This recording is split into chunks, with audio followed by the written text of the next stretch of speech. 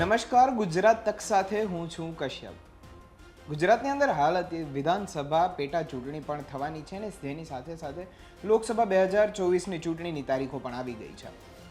હવે આ પેટા ચૂંટણી 6 અલગ અલગ બેઠકો ઉપર થવાની છે, જેની જાહેરાત તો કરી દેવામાં આવી છે, પરંતુ તેમાંથી એક બેઠક એવી છે કે જેની જાહેરાત નથી કરી દેવામાં આવી, તેને અટકાવવામાં આવી છે. અને એ બેઠક છે વિસાવદરવાળી બેઠક. આ વિસાવદરની બેઠક ઉપર અત્યારે જે ધારાસભ્ય હતા એ આમ આદમી પાર્ટીમાંથી ચૂંટાઈને આવેલા ભૂપત ભાયાણી હતા. હવે આ ભૂપત ભાયાણીએ પક્ષ પલટો પણ કરી દીધો છે, પરંતુ શા માટે આ બેઠકને અટકાવી દેવામાં આવી છે, ત્યાંની જાહેરાત કેમ નથી કરવામાં આવી એ હું તમને જણાવું. તો આ બેઠક ઉપર એવા સમીકરણો થયા હતા કે જે તે સમયે જ્યારે ભૂપત ભાયાણીએ પોતાનું જ્યારે એમાંથી આવે છે રિઝલ્ટમાં કે પોતે હવે ધારાસભ્ય થઈ ગયા છે, તો તેમની જીતને લઈ અને મોહિત માલવિયાએ તેમના પર પ્રશ્ન ઉઠાવતો એક કોર્ટમાં અરજી કરી હતી, જેનો એક કેસ ચાલી રહ્યો છે. બીજું, તેમણે જ્યારે ફોર્મ ભર્યું હતું ત્યારે હર્ષદ રીબડિયા કે જે તેમની સામે ભાજપમાંથી હતા, તેમણે પણ એક કોર્ટની અંદર અરજી કરી હતી. તેના જે ફોર્મ ભર્યું હતું તેમાં ક્ષતિને લઈ અને અનેક સવાલો ઉઠાવ્યા હતા. હાલ આ બે અરજી છે કોર્ટની અંદર પેન્ડિંગ હોવાને કારણે આ બેઠક ઉપર ચૂંટણીની જાહેરાત નથી કરવામાં આવી, કારણ કે આ સબજ્યુડિસ મેટર બની જાય છે.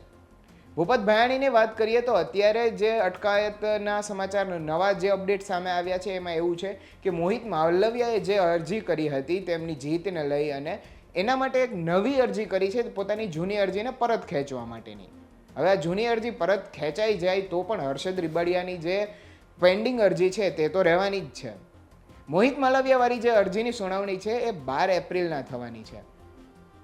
આ ઉપરાંત હું તમને એ પણ જણાવી દઉં કે બાકીની જે 6 વિધાનસભા બાકીની જે 5 વિધાનસભા છે ત્યાં કેમ સીટ ખાલી છે, ત્યાં કોણે રાજીનામા આપ્યા હતા, તો એ લિસ્ટ તમે જોઈ શકો છો.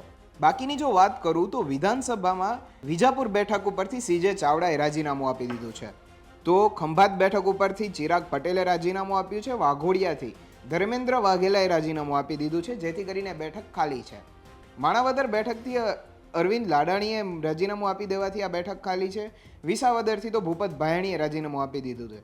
પોરબંદરથી હાલમાં જ અર્જુન મોઢવાડિયાએ કેસરીઓ કર્યો છે, જે માટે આ તમામ બેઠકોની પેટા ચૂંટણી આવનાર સમયની અંદર થવાની છે. હાલ તો પેટા ચૂંટણીની અંદર અત્યારે વિસાવદર બેઠક ઉપર અટક કરવામાં આવી છે અને એની ટૂંક સમયમાં જે પણ જાહેરાત કરવાની હશે તે કરવામાં આવશે. જો તમે અત્યાર સુધી ગુજરાત તકને હાલમાં યુટ્યુબ પર ફોલો કે સબસ્ક્રાઇબ ના કરી હોય તો કરી લેજો. ઇન્સ્ટાગ્રામ અને ફેસબુક પર પણ તમે ફોલો કરી લેજો, જેથી કરીને ચૂંટણીલક્ષી તમામ અપડેટ સૌથી પહેલાં તમારા સુધી પહોંચી શકે. ત્યાં સુધી મને આપશો રજા. નમસ્કાર.